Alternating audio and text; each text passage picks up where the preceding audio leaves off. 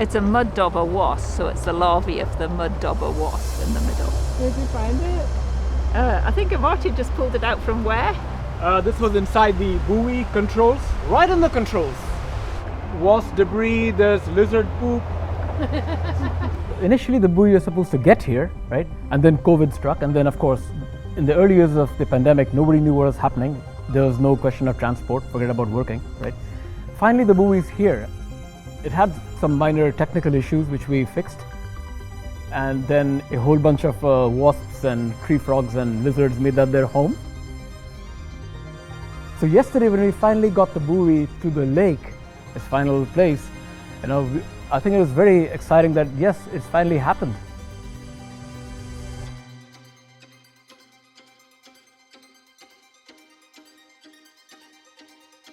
And the buoy has a whole bunch of sensors measuring water quality, also weather parameters. There's a weather station.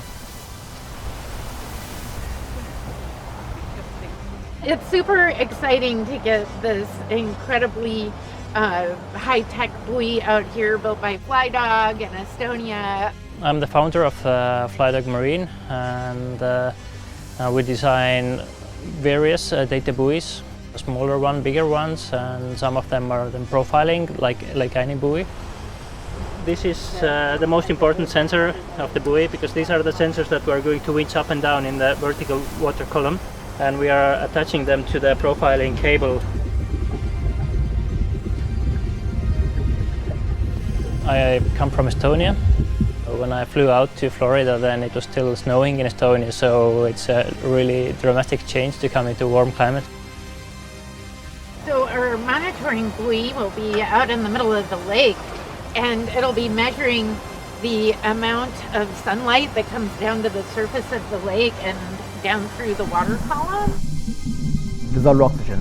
How much oxygen is there for life to live in the lake? Temperature, that's a big one. Higher the temperature, less is oxygen dissolved. Are there any kind of inorganic pollutants coming in?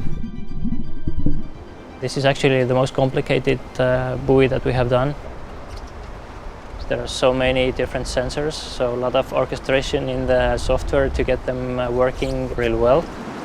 So we have now connected all the sensors.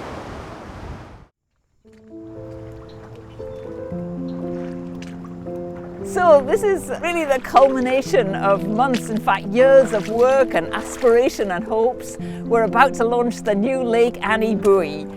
This is D-Day, deployment day. You'll wonder why we're here so early in the morning. That's because there's a growing wind behind us and we're wanting to make sure we can launch the buoy safely. This is going to be a new picture on our scientific eyes on Lake Annie. One of the wonderful things about this new buoy is that it profiles the lake. That means it sends a suite of sensors all the way from the surface down to the bottom every 20 minutes. So we are going to have a picture not just of how the surface of the lake is doing, but the whole water column. And that will give us new insights into how this lake and perhaps other lakes function.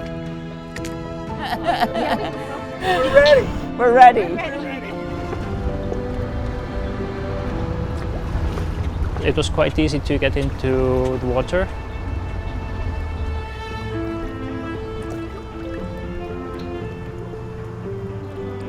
So we are genuinely afloat.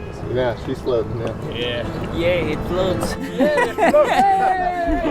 We tested the buoy back in Estonia as well for a couple of weeks, so we know that it works just fine, but it's still good to see pilot in Lake Annie where it is supposed to be. I'm in charge of coming out to the lake once a month and doing some manual measurements right alongside the automated measurements that this machine is going to be taking. And then I'll also be involved in the calibration of this equipment to make sure that these sensors are working properly. Water's great this morning. It's really not cold at all.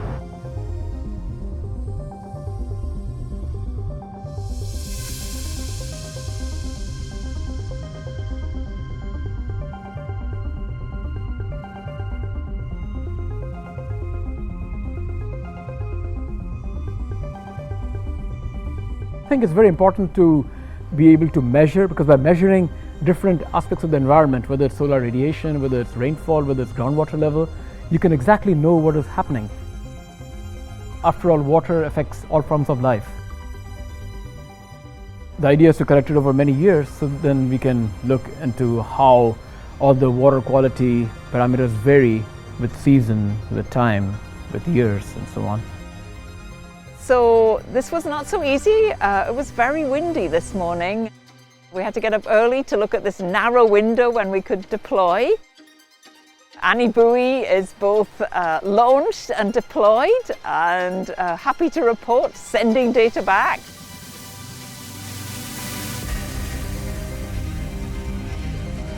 When she got out there, the data was streaming in and the profiling sonde that goes up and down was working.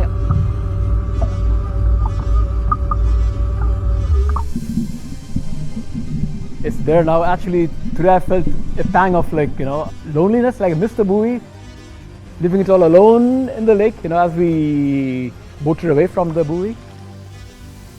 Now the idea is to keep an eye on it, via the data, and visit it every month for some basic maintenance.